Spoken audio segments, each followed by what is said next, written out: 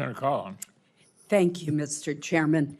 And let me start by thanking you for framing what is at stake and for your emphasis on Ukraine. I also agree with Vice Chair Coons that the department has been unacceptably slow in providing us with the account level information that we need to draft the defense appropriations bill.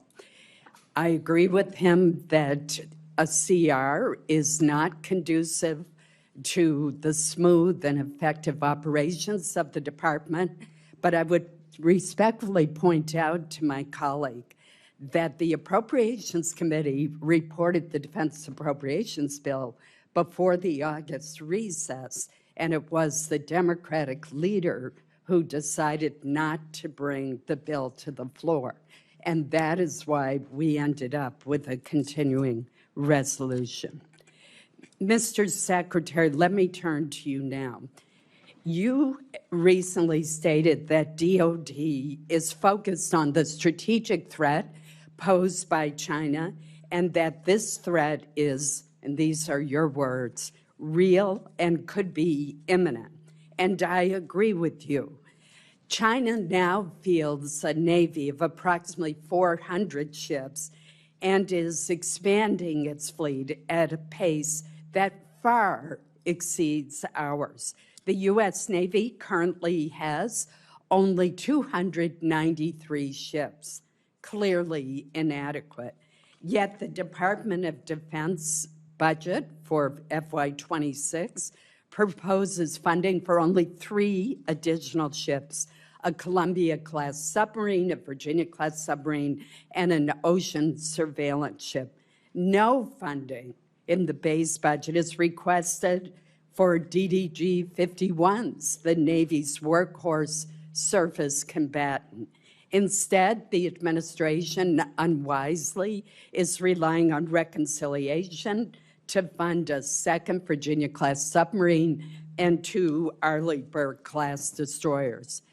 Reconciliation, Mr. Secretary, was meant to provide one-time supplemental funds to augment the defense budget, not to supplant the investments that should be in the base budget.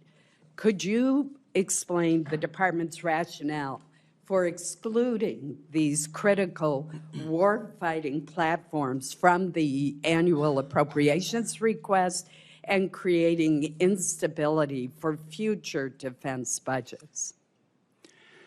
Well, Senator, I appreciate the question. There are a lot of complexities that go into how budgets are formed. From the view of our department, working on Capitol Hill and with the White House, is that we have 2 bills and 1 budget.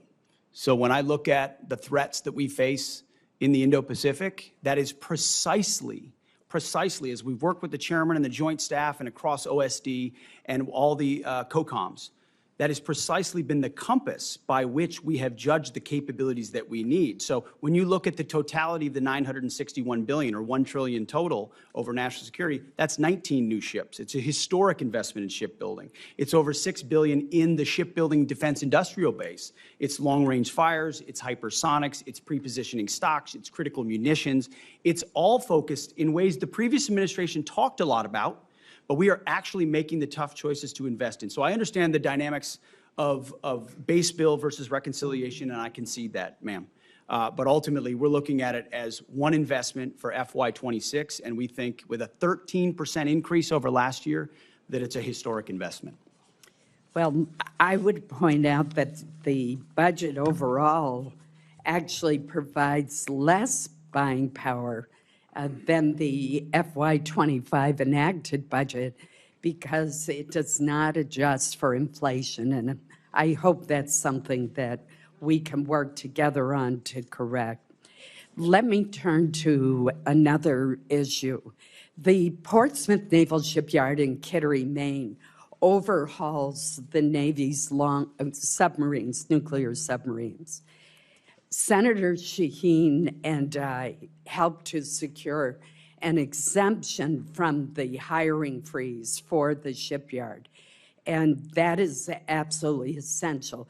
But if I could speak for Senator Shaheen as well as myself, both of us are hearing from shipyard leaders as well as the Navy, as well as the rank and file workers, the union leadership, that the delays in hiring and onboarding across the workforce, from frontline mechanics to security personnel, continue.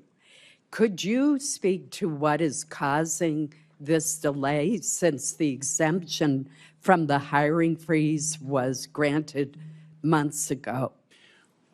Well, it's a great point, Senator. I will have our team dive into that because that should not be the case. There was very specifically exempted because of the importance of those shipyards, and whatever we can do to speed it up for you, we will do. Thank you. Thank you, Senator Collins. Senator Murray and then Senator Graham.